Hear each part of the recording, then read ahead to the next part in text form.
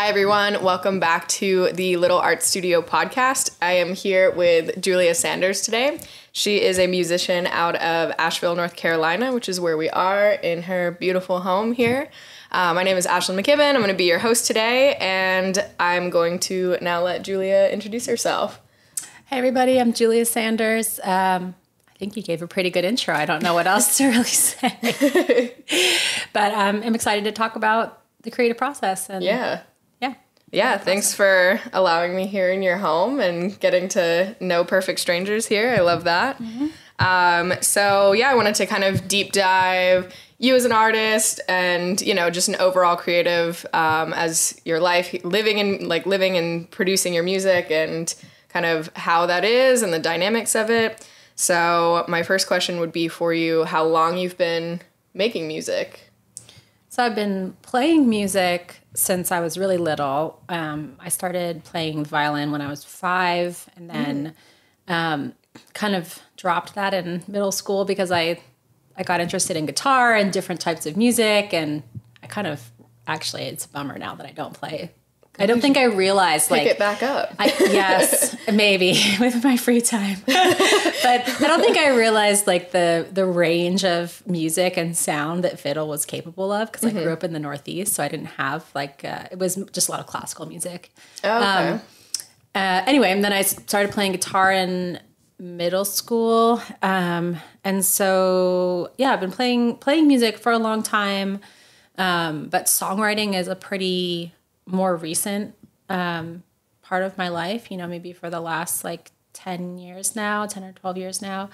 And that really came into being when I moved to New Orleans, and I met a musician community there that was just really supportive and super vibrant, and it was really inspiring and just kind of made the writing process seem more possible. So you said you were more born and raised in New England? I was born in New Jersey. Born in Pennsylvania, raised in New Jersey. Oh, okay, cool. And then how long were you in New Orleans?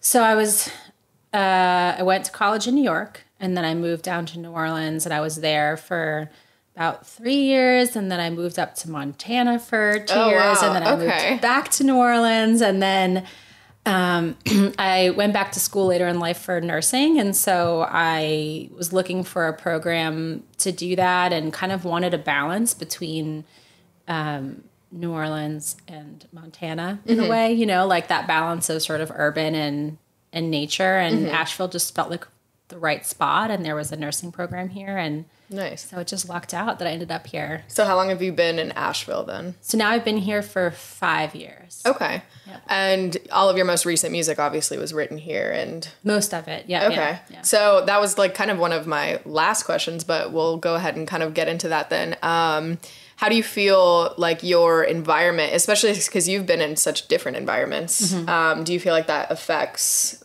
your songwriting or the music that you're producing? Is it influenced by what you're surrounded by in, these different cities or towns?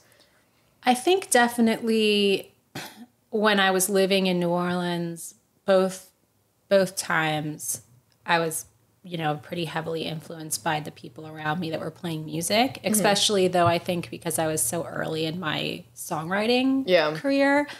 Because I think, when you start out, you're sort of emulating what's around you. Right. And now, with this most recent album, it sounds, I think, a little bit more true to what my own authentic voice is and maybe will come to be. And, that does include some of the influences from Asheville and, the Appalachian sound. And I definitely was interested in that kind of music before I moved here. Yeah. But yeah, I'm sure in a way, the music here has come to, inspire me and changed my sound a little bit too. But it definitely feels a lot like just sort of a coming to my own style and voice. We're exposed to so many different kinds of music. It's we can listen to anything around the world at any time, on our phones. And so it's, I don't know if a location necessarily has the same kind of influence that it probably did 20 years ago. Although, you definitely put on the radio here and it's a lot more bluegrass and country music. I was thinking when I was listening to your album that to me, I was like, this sounds like Asheville. Like, because I mean, coming from Miami, we were having this conversation this morning at breakfast. It's like everybody has such a different, I feel like, taste in music regionally. You know, obviously, like coming from Miami, it's like where Bad Bunny is king right now. It's like very different, and you're not going to hear anybody talking about Bad Bunny in Asheville. So it's pretty cool. I think to me as an outsider, it sounds kind of like, you know, influenced, but that's interesting that you've lived in so many different places. And this is kind of where you've landed. Super cool. And where was the longest place that you lived? I mean, I guess probably in childhood would be like in New Jersey. In New Jersey, that's where. Okay. Cool.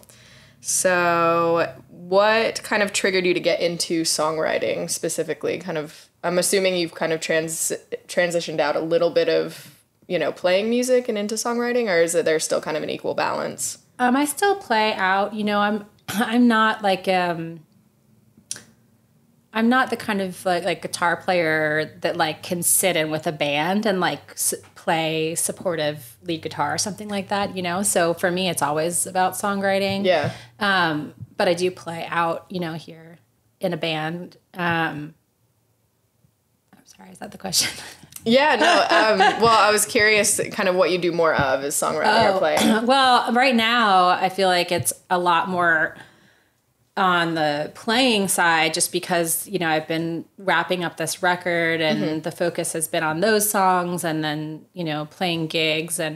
But now that that's over, I feel like there's space to start thinking about writing again. And also, you know, it's challenging. I have 2 small children. I have a 1-year-old and a 4-year-old. So my songwriting time has like totally shrunk, you know? So finding time, carving out time for that is definitely like a big part of my process right now. Yeah. So we've just gotten to a point where, you know, my baby is old enough that he like takes certain naps and I can like make that my work time. Totally. The first year you're just like in it. It's like being on like a crazy road trip or something, you know? Yeah. Well, and also balancing 2 of them. It's not just one of them. No. Yeah, no, I commend that a lot. I don't know how you do it. It's super woman activities. I think I had this image that like they were both going to just like be part of my creative process, but you know, they have their own opinions about what we're going to do. Like, they like to hear me play music and they like to hear me sing, but their attention span for that is pretty limited. And then, you know, they're asking, like... Are you going to, like, put instruments in their hand as soon as they're old enough? I mean, there's a big kid-sized guitar over there on the couch. We've got, like, stuff. I mean, I've noticed that is the way that I can get away with. Yeah. You know, sometimes if I just have to practice for a gig, I'm like, okay, everybody make a lot of noise. And I'll just... do my own thing. That's awesome. No, everybody. Hope that they don't ask for Baby Shark or Frozen or something, you know? Yeah, I mean, as a photographer, that is my go-to. And it's, Baby Shark. When the kids are not having it, like taking photos of kids, I will just put on Baby Shark and everything's better. It's hypnotic. I don't understand. Yeah, it's like literally in my Spotify Wrapped. So. If we could, that's what being a parent is. Like anyone's Spotify Wrapped now. It's like ocean sounds to help the baby sleep, like things like, and then like my actual music that I listen to. I feel like Spotify's like, what is going on with this woman? She's interesting. Like, real range of music. That's funny. Do the kids like respond to more adult music? Like if you're playing, you know, just regular music, do you think that they kind of respond to it or? Yeah, I mean, my son is too young, I feel like, to really have strong, like, you know, music's on, he's 1, you know. But I was pregnant with him when I recorded this album, and he knows those songs. That's like crazy. So well. And if he's like having a fit in the car or upset, you put on your music. Yeah, we put on that record, so cool. And he knows it, and he like calms right down, which is so such weird witchcraft, I think, you know. Yeah. But they, you know, you can't hear in the womb, and so I think he knows that music really well. Insane to me. Yeah, I grew up dancing, and I had a dance teacher she was like a hip hop teacher. And she taught all the way through her pregnancy, like was still dancing and everything. And they were like, oh, you know, the baby's going to be really responsive to that kind of music. And sure enough, like she would bring him to class. The music would be so loud and he'd just be like asleep, you know, and crazy, you know, like super loud music playing in the background. I'm like, that's the chillest baby I've ever seen. Like his comfy womb sounds. His comfy womb sounds is like really intense hip hop. So, no, but babies are interesting like that. My daughter's older, so she's more like she has her feelings about what she wants to listen to. But right now she's really into Valerie June, which is cool. Aww. I'm like, all right. Like mature, That's so funny.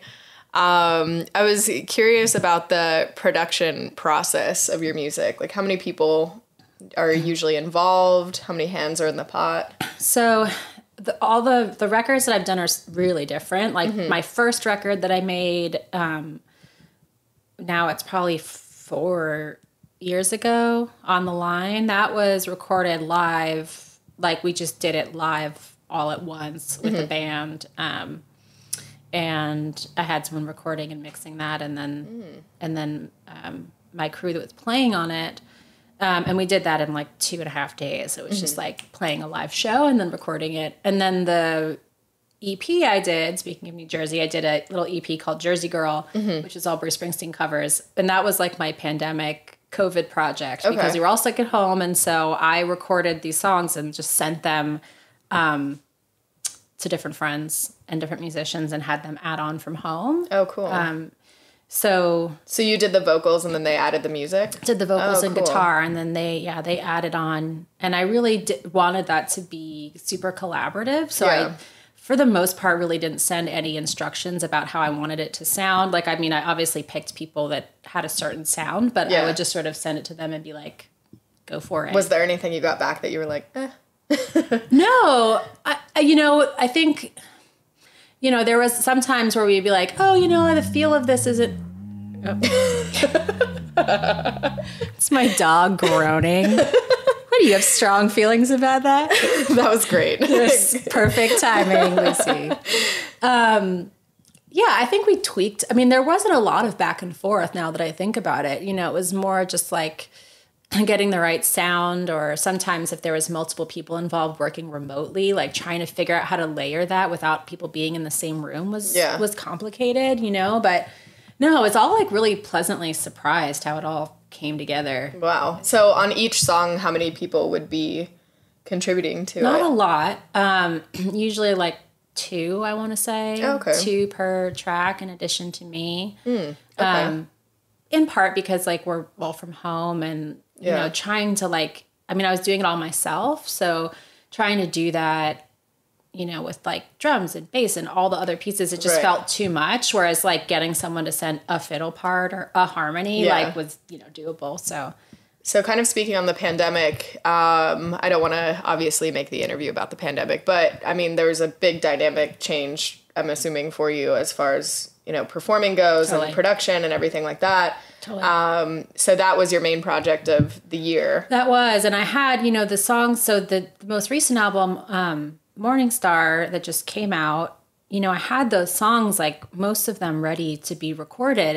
And then, we all just ended up in lockdown and we're not playing shows and didn't feel safe to record in a studio or really be playing. So that was sort of the thing that I did to hold me over until I could get to this next album. And it was great. I think I got to a place where I realized that, sometimes you have to just say yes to a project instead of like second guessing yourself about something, and I think it's really easy to just like get in your head and, come with an idea and then immediately shoot it down. And so when I came up with that idea, we were at the beach in Charleston and I was like, that'll be fun. And then I was like, you know what, I'm just going to do it. Yeah. Like, why not, Yeah. So you did that with covers. Would you do that again, like with original music, or would you want to do the normal process on it? I mean, it was sort of fun in like a chainmail kind of way, but when it comes to originals, it's nice to be a little bit more involved. Yeah. So then to sort of wrap it up, the most recent album we did in 2 parts. We recorded it to tape on a reel-to-reel. Oh, cool. With myself and my bass player and drummer.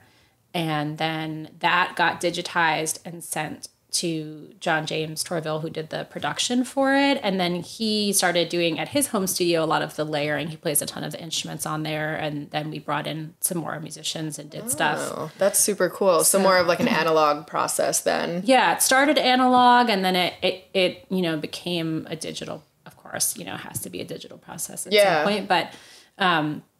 But it was kind of nice to marry that, like the live piece from the first album and the sort of, you know, slowly adding on track to track what we wanted to do and who we wanted to be on it. So. Yeah, that's super cool. I mean, I don't have a ear for it, but I think that's really neat, and I appreciate that process so much. I would never know that it was, you know, started out on a tape, and I don't mean that in an insulting way. No, I think there's like... That's super cool. It just sounds so good, you know, like you just would assume that it was done straight from a studio, so... Yeah, I mean, I think good music, like, you don't have to think about stuff like that. You just have a feeling, you know, and I think that tape sound and that analog sound has like a warmth and like a sort of like vintagey comfort feeling that you get, even if you can't verbalize like, oh, it sounds like she recorded this on a reel-to-reel. Most people are not going to know that, and you know, probably I wouldn't either if I was listening that way. Kind of curious as far as kind of background training goes into that, you know, into that technology, because... Oh, I didn't do any of that. Oh, okay. Yeah, that was all friends. Like I had luckily, you know, John James has his knowledge that he brought to that in terms of the recording, and with the analog piece, my steel player here, Steve Ernest, also records out of his space, and he had the reel-to-reel tape and the recording and everything. So he engineered that whole first piece. Cool. Yeah. Because I mean, that was not something I wanted to to deep dive. No. You gotta do what you do. That's a learning curve, if you've not done something like that, of course. Yeah. So kind of touching on the, you know, the resurgence of vinyl and analog and kind of these, you know, old school processes. You're releasing your album on a vinyl. I am. I'm so excited. You're in the middle of that process now. They just told me it's ready to be picked up, actually. Oh, so cool. I used a local press. We have a place here called Citizen Vinyl, which if you've gone down there, you should totally check it out. That's going to be a money pit for me. It will be. It's a beautiful space, and it used to be the Citizen Times building, which was the newspaper. Okay. But it's now a recording studio. They do record press. They have a record studio, and then like a little cafe and bar in there too. It's really fun. Cool. So it's great to work with a local press. Yeah, I was going to say, I feel like, I mean, being from Miami, I don't really know of, I might get crucified, but I don't really know of anybody locally doing stuff like that. You're going to get so many comments. Yeah, everyone's going to hate me. I'm going to get canceled on my second episode.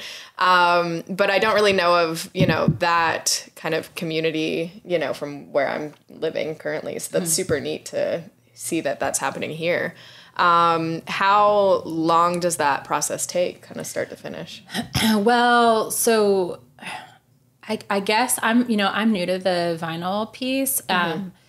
From what I hear from people, it's gotten quite long because there's been like a sort of national shortage of the vinyl itself. Everything. And part of that is due to all these sort of like bigger places like Walmart and Target and whatever, Amazon, that are selling vinyl. So I think they're able to, this is what I was told, they're able to scoop up big batches of this, and then some of the smaller presses have less access. And I think it's also just a longer process to begin with. So our turnaround was pretty good. It was about maybe 5 months, something like that. In my mind, that's so long, but that is the process. That is how, you know. But, you know, we started recording this album in 2021 in the fall. Yeah. And then, I mean, part of that is we stopped because I had my son. Yeah. So then I got to a point where I was so pregnant, I could not sing anymore, literally. And so we had to stop. And then we started again. We came back to it. But then, you know, the process of releasing an album, if you want to give it the space to, you know, be heard and get out there and to have vinyl pressed, it takes so long. But then all of a sudden it's here and now the album's out. So cool. It's like, yeah, no, that's super neat. I'm excited to pick one of those up myself. Yeah. So have you heard like samples of the vinyl yet? So they give you a test pressing. Okay. So I have some test pressings Cool. here. So Did you have anything to change about it or? No, I mean, once it's done, it's kind of just done, you know, but, no, it's just so cool to hear it, you know, and the sound of the album was so inspired by just, you know, the records that I grew up with. Yeah. And so it feels really fun to have it in that format, you know, and as John James and I were producing it and thinking about it, you know, the order and the flow of it, you know, it was always something I thought about in terms of vinyl being sort of a story and having specific starting and ending points for each side. Yeah, where you can't skip through it. Nope, that's the thing. That's the thing about vinyl. Yeah. Did you have a specific record that this record's inspired by? Not one, no. What I did actually was, because I don't have I feel like I just don't have the musical language of a producer to say like, this is the sound that I want, or, you know, I want these specific instruments, and I really trust his ear and him to sort of do that on his own. But what I did was I basically made him a curated playlist of songs that of the vibe, right? It was like the mood, and I was like, here's what I love, you know, here's some sounds I love for records I love, you know, and like, how do we make it sound like this without being derivative and without sounding like a what's the word I'm looking for? Like a tribute album or something, you know, like I don't want to make it sound like, you know, we're trying to be a time capsule. It's a modern record, you know, but just to capture some of that sound was key. So then he was able to sort of translate that over and say, okay, we're going to have the song sound this way. And, you know. Yeah, no, I mean, to me, it definitely, I was listening to it obviously on Spotify in a car. Totally. But as most of us are. But I can't wait to like put it on my record player and sit down with it. It's going to be, I feel like it is a completely different energy that you get from it. It is so different. In any music too, which is super cool. And I think you definitely get the vibe of nostalgia and stuff. So that's super cool. There's been a massive resurgence of vinyl, speaking of like the big companies and big artists and stuff like that. I think yesterday it was announced, or maybe the day before yesterday, that, you know, Taylor Swift just outsold vinyls versus CDs and like streams of the first time in 20 years, which is crazy.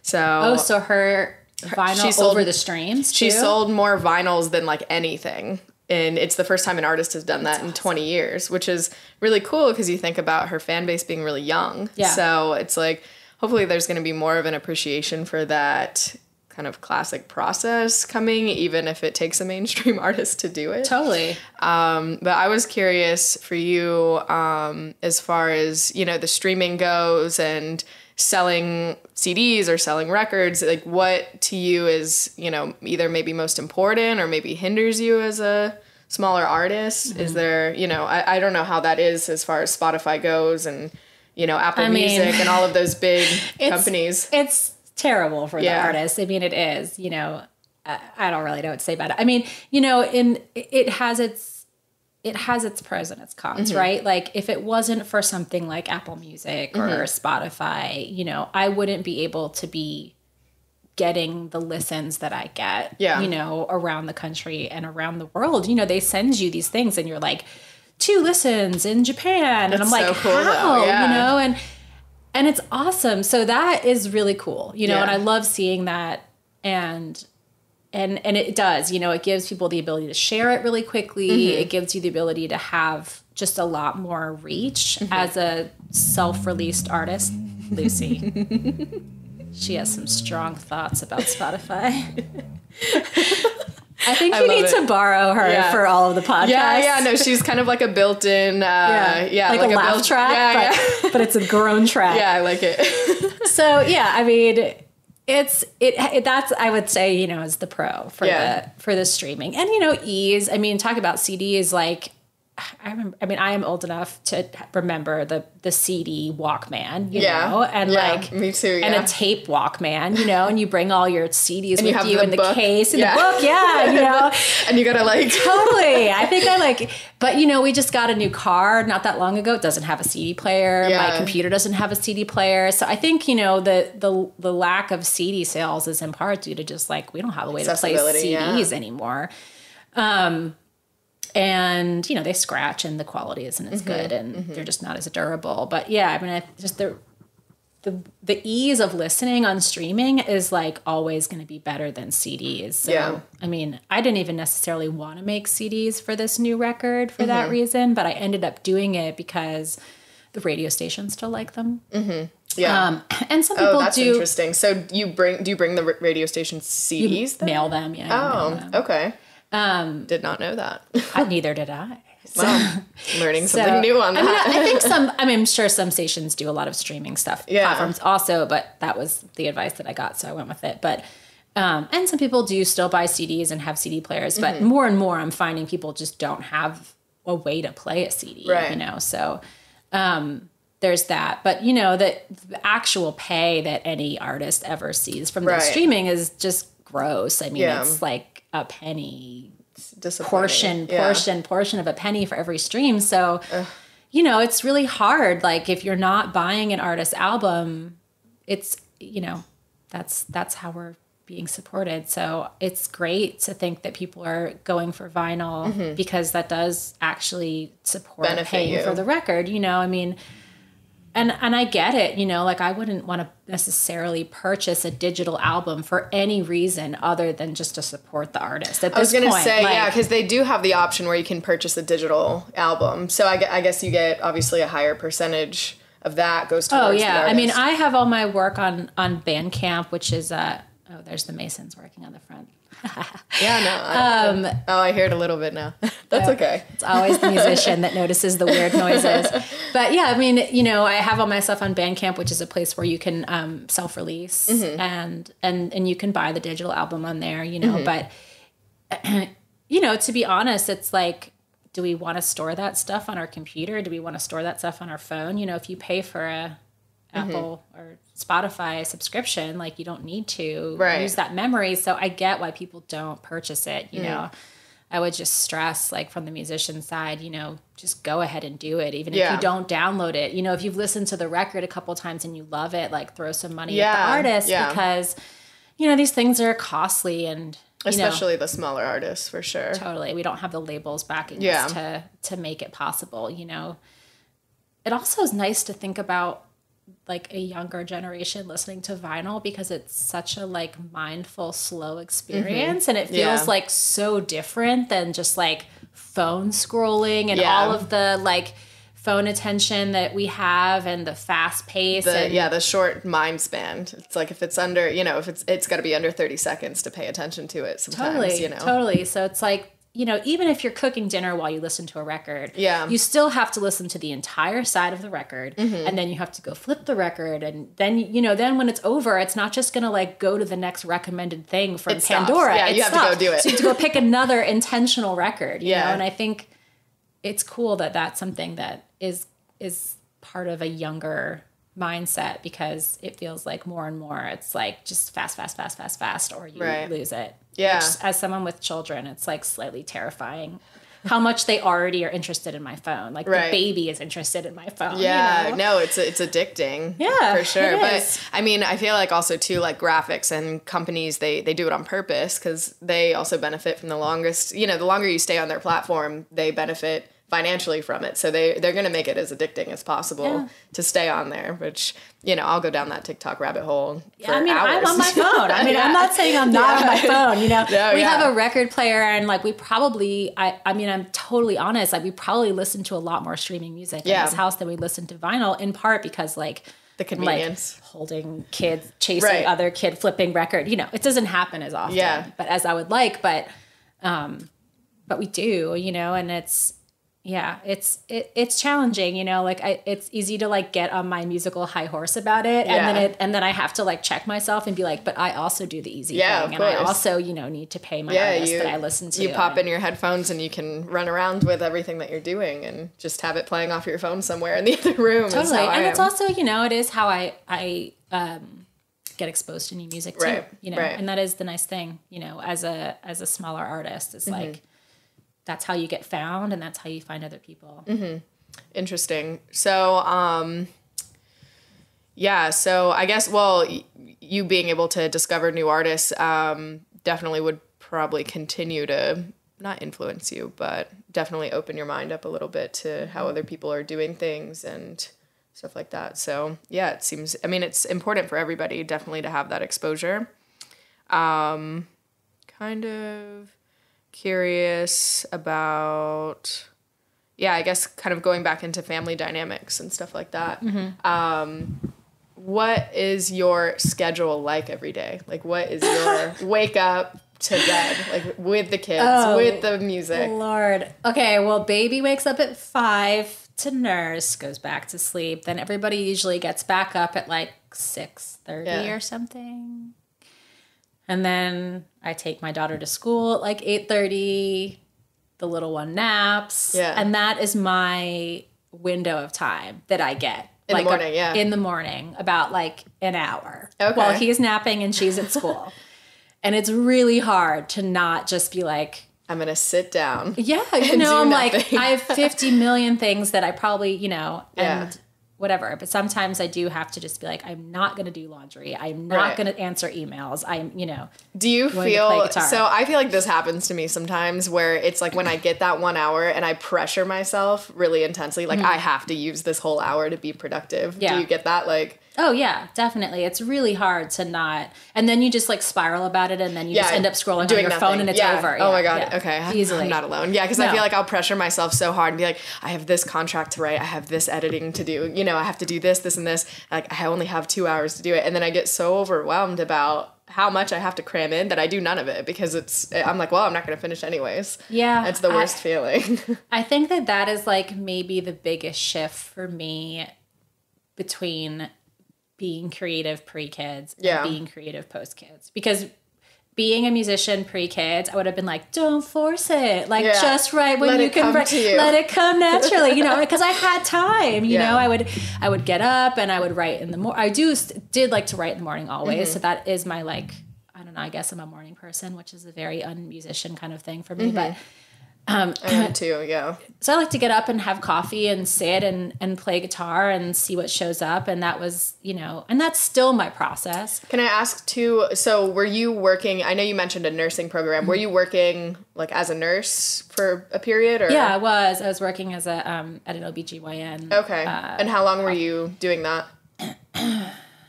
3 years, I want to say. 3 or 4 years. I don't know. I was in nursing school when I was here, and then I graduated. I went right to that. So yeah, that was challenging, but that was pre-kids. And then I had my daughter, then I had both things going on. That was. So now is it music full time for you? Music and the kids. Yeah. Yeah. Cool. Okay. The nice thing about nursing is you can kind of step away and keep your license active, and it's there, you know. You can go back to it. Yeah. And it was something that it's so hard to have your arts be your job and, you know, any art form, especially music probably. And so, you know, finding a day job was definitely an important part of it. So that was where it was at. I was curious because that's such a big thing for artists to finally step out of that and just go, you know, full force into their craft. So I'm always interested in how people do that. Is that something that you would plan to go back to nursing, or you think that this is kind of where you're landing? At the moment, I feel totally happy and like my cup or capacity is more than full between music and keeping two humans alive. So that is just fine for me. You know, if at some point, you know, when the kids are in school, it feels like there's a void there, you know, then I might go back to it. I mean, I do love being able to be of service in that way as a nurse, you know, and sometimes the arts can just feel a little bit more selfish. So even though, you know, but that's okay. Yeah. But you know, it's oh my gosh, the groan track. But he's so like, it's not okay. She's like, it's not actually. I feel like she's been groaning like whenever I'm trying to like kid myself. I'm like, streaming is fine. Yeah. I could go back to nursing. She's like, we don't know about that. No, that's so cute. But you know, my parents are both artists. I should say my mother's a painter and my dad is a sculptor, and they've always had a day job of some kind. To kind of support what they were doing. Right. So, you know, I grew up both like surrounded with creative people. both surrounded by creative people and surrounded by creative people that had to make that work within having a family and having a job. So much.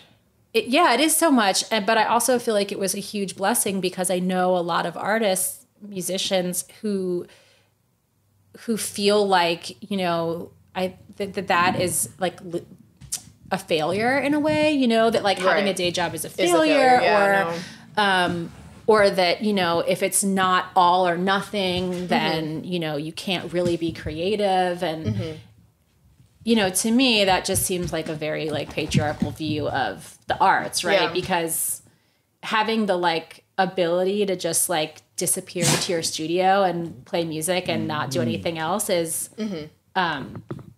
not the role of most women artists through history. Yeah. You know, or women identified artists, you know, and so, yeah, I mean, I've definitely had people, you know, people are very supportive and, you know, my husband is super supportive and, but I should say, you know, like every now and then, like I hear like well, your kids are really small and like, you can't do everything. And, you know, maybe this isn't the time to record, or maybe this isn't the time to be playing a bunch of shows. And, you know, to that, I always say, like, no one has ever said that to a male artist. I was probably just about to say, ever, if it was your husband playing shows, your husband recording music, they would be like, oh, that's awesome. Right. You know, you're a super dad. You're a super dad, yeah. And he could be totally absent. He is a super dad. But, but the script is so different towards women. It is. So. It is. And, you know, I feel really lucky that I'm able to give them the focus that I am and not have the nursing piece right now. Yeah. And have music. But, you know, I also think it's really important for them to see me doing what I love. Yeah. And making space for that. Well, it's healthier in the long run that they can look at you and say, you know, my mom still did what she loved to do the entire time, versus my mom gave up what she wanted to do because of me, you know, because that can also lead to like a guilt thing down the road. If, you know, the kid's like, man, my mom like used to be this badass musician and then had me and did nothing, you know? So it's like, to me as an adult, I would appreciate it more to, you know, watch, you know, my parent continue what they like to do versus sacrificing it. It's healthier in the long run. And it teaches them to do that, you know, in their own lives. So. Yeah, and it's like that prioritizing yourself too as a person and not just a mom is, you know, it's really important for people to see in general, but your kids to see, in my opinion. And the perfectionism, you know, I think most artists are just, even though we're sort of like in this messy creative realm, I think a lot of us are just such perfectionists. Yeah, of you know? course. And it's like, I feel like that's where the all or nothing, like you can't have a day job, you can't have a family, you know, you have to have all day to write comes in, because it's like, it needs to be perfect or you're not doing it, you know? So now, like, I get an hour and some days I work on music and some days I don't. And some days, you know, I record a voice memo on my phone in the car with the kids in the background, and some days I don't have any thoughts about music at all, and that's okay. Like, my process is slower and it takes months instead of days, and you know, the most important thing for me is that I just get to keep writing, and whatever that timeline looks like is okay. You know, do you feel like you ever get kind of like imposter syndrome? Because I'm always curious in people's imposter syndrome, because mine is severe. I mean, forget it. I mean, that song 3-Leaf Clover on the record. That is my favorite one. That's the imposter syndrome song, really. You know, it's like, and it's just so, there's just so many things that are out there telling us that like we're not doing good enough, or that we're not, you know, especially like social media is just so good at that, you know, and so it's like it makes you compare yourself to other people. It does, and it makes you think that everyone's having this really easy time with their own artistic journey, when in fact we're all just like freaking out. Yeah, you know? It's all a lie. It's all a lie, and I mean, you know, you don't see the struggles behind the scenes of what people are working, how hard they're hustling to get every single one of those successful pieces, you know, and Yeah, I'll have the same thing where people are like, wow, you're just traveling all the time and you're living your best life. And in my mind, I'm like, it's catastrophic back there. It looks great. It looks great, but you don't know how hard you have to like really hustle as like one single person doing it. Totally. I mean, it's like, here, we're doing this podcast. My house looks clean and it's not. I just cleaned everything before you came over. I'm watching the baby monitor. I'm like trying to entertain my dog. Yeah, I know. You're doing great. And like, that's it, like. But you see this right here, little. But all this is all you see, right? Yeah, this is this little segment. But the reality is like, I had to like hand my husband the yogurt-covered child so that I could go take a shower this morning. And that's life, Yeah. But it's like, you can laugh about it. And then on the bad days, you're just like, I'm just not legit. Yeah. Like whatever. No, well, I mean, for the record, from an outside perspective, I think you're very legit. I think what you're doing is super cool. And I think you should definitely keep at it. And I was going to say, if you had any other kind of topics to discuss that you wanted to hit on the head, the album, the social media, you wanted to just rail on social media. Yeah, shout out yourself or discuss anything else specifically. Guess just say like from a small musician's standpoint, like buy the music. Like if you're listening to someone online, like find them, get their Bandcamp or where the record is, or just Venmo them or whatever. Yeah. Because these things all add up. Printing records, getting it on Spotify, doing the artwork, all the stuff. And buy the tickets. Pay the come cover. to the shows. Come to the shows and get their T-shirt. And I try and do that stuff for my buddies too. Same, like because it helps. Because I don't know. Maybe there was a time where there was just labels out there helping us all, but kind of, but like not really. They were just like maybe taking people's songs. They're really in it for themselves. But it's hard out there for musicians right now, I think, and more so than it maybe ever has been, and I'm sort of realizing that I've like walked into sort of trying to have a bigger push with my own music at a really, really difficult time. Yeah. Where most labels are still, and most musicians are still sort of reeling from COVID and being unable to tour and then not really feeling like they could release music and, just figuring out and still trying to accommodate streaming and what that looks like. Yeah. And so it is like, I think we're just going to have to. Kind of a transitional period. Totally. But, I hope that somehow it'll shift to emphasize the artists. Yeah. I gotta believe that. Yeah, so. I think we're doing the work. It's like kind of what I want to do with this podcast is like kind of shine on smaller people and see what they're doing, what their life is like. And I'm very interested to hear the other people talk about how their imposter syndrome well, is. Yes. I love talking about imposter syndrome. People our communal imposter syndrome. But also just like, because I'm just not really plugged into like, photography and digital platforms or, painting. It's a very weird thing. And everyone's having their own struggle with it is, and that is going to be something I feel like across every single creative platform right now is that digital enforcement, It's like, how are people, making their reels and their TikToks? If they're just like a traditional painter, it's a huge transition into this and like other media. Paintings belong as a reel? I don't know. It's an entire thing right now that people are experiencing. It's not just musicians. Yeah. But Lucy, do you have any groans for that? Yeah, do you have anything else to say, Lucy? Well, you've been great. I think that I'm questioned out for you. I think that we covered a lot of bases. And I'm super excited about this interview. So thanks for coming to talk. Yeah, of course. I'll plug all of your music and your social media and where people can find you. And other than that, thank you so much. And come see a show in Asheville. Yeah. So with that, this has been the Little Art Studio podcast with Julia Sanders. And that is it for episode 2. Awesome. Thank you. Bye.